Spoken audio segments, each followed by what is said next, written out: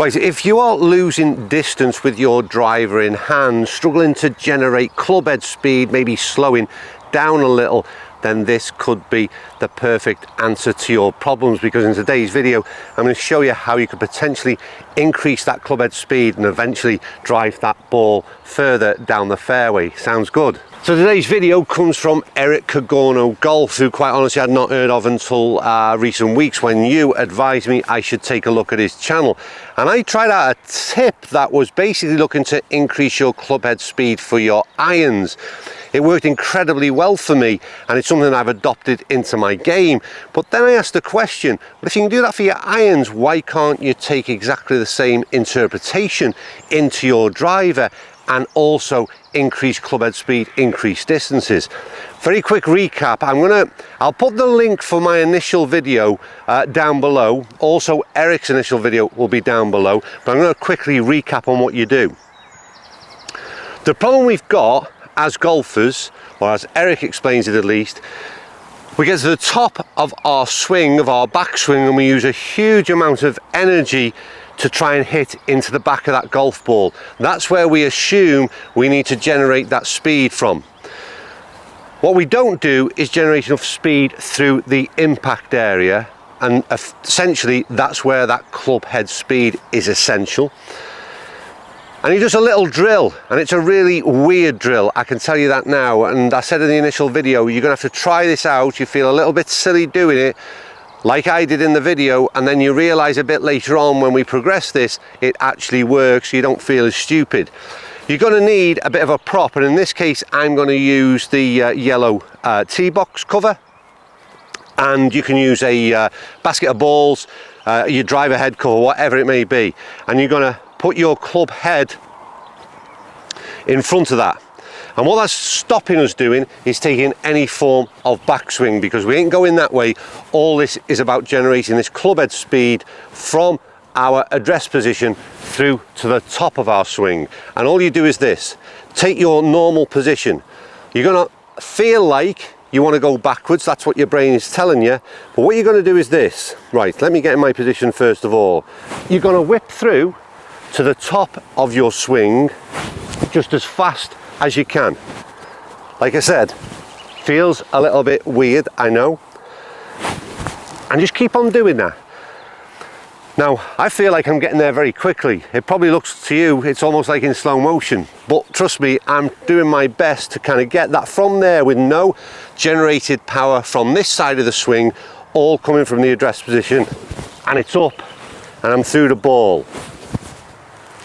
Just do that for, I don't know, do 10 reps of that. Then what you're going to do, step back a little. We're still not in the golf ball as yet, but trust me, I will get there. Don't go anywhere. Watch this. Back in my address position. We're now going to go, we're going to extend, we're going to start to get a bit of a backswing, but that backswing is only going to go to waist height. So we get to here and we get to there, right? Then you're going to do exactly the same thing. You're going to whip through to the top of your swing, right? So to the back and then through. To the back, through. That was better. To the back, through. For me, I just like to have that little bit of a scuff of the ground, feeling that my low point is just behind my address position, so I'm going to hit that ball on the up. That's essential to seeing other videos, understanding where that low point is, whether it be driver or iron in hand. You must make sure that's right. And all you're going to do is keep on exactly that. Do it till you get comfortable with it. And now you'll be pleased to know we're finally going to hit a golf ball. So first of all, I'm going to take some time and get in my address position. Just step away from the ball a bit. All the other drills that I've been practicing are coming into fruition right now. And we're going to hit a ball, but we're only going to hit a ball with that half a backswing. That's the one. Right, let's see if we can do that. So halfway and then through. Now what you'll see straight away is we've probably hit the ball certainly a couple of 100 yards, certainly a lot further than you would expect me to hit it when you consider we've only swung what I feel like is to waist height.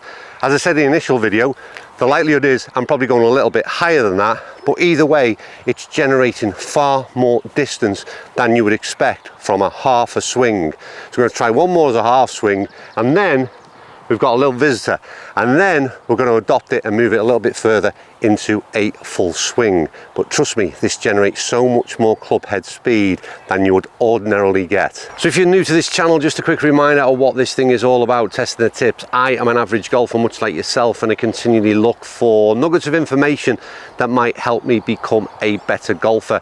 And what I'm doing is translating videos from the leading YouTubers into my interpretation, bringing them to you and letting you know what I think of them, if they work or not. So if you like what you see, please consider hitting that subscribe button and try and improve your game as I am. So naturally, what we've then got to do is progress that into the full swing. What this automatically does is, by starting that sort of first drill, where you go from the sort of standing position and whip through, it automatically translates to generating greater speed throughout the whole swing, something that you kind of almost subconsciously do. So I've done my practice drills. I'm now going to get to the top and I'm going to whip through at the bottom, and let's see what it does to my overall driver distance.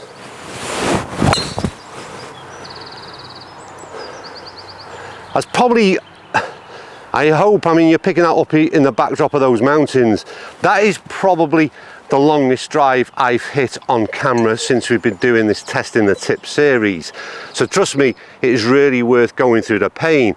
Now, I hit a couple before we started, leaked one out to the right, as you can see, and it's kind of like there needs to be commitment. There needs to be commitment in your swing, and make sure that you buy into this process. You've also got to be careful. One thing I would also consider is that we've done a lot of videos on tempo and making sure your tempo is good. So don't become erratic with it. If you notice on that last swing that I'm really pleased with, I still made plenty of effort to make sure my tempo was good going back, and then coming down again, kept control, kept it smooth, and then just tried to generate more speed as I come into impact. So don't go losing all the fundamentals of, like I said, what I'm really keen to do with driver, which is stay in control of that driver head. Anyway, that's my interpretation as ever. It's certainly working for me, both in irons and in driver as well. So I can't see why not it wouldn't work for you. Right, as ever, thanks for watching. Thanks to Eric Cogorno. Thank you to you for telling me about Eric Cogorno, and any more tips that you've got in terms of pointing me in the right direction for future videos, then by all means let me know in the comment section below. I think we've done just in time, as the rain is about to fall. I'll see you all soon.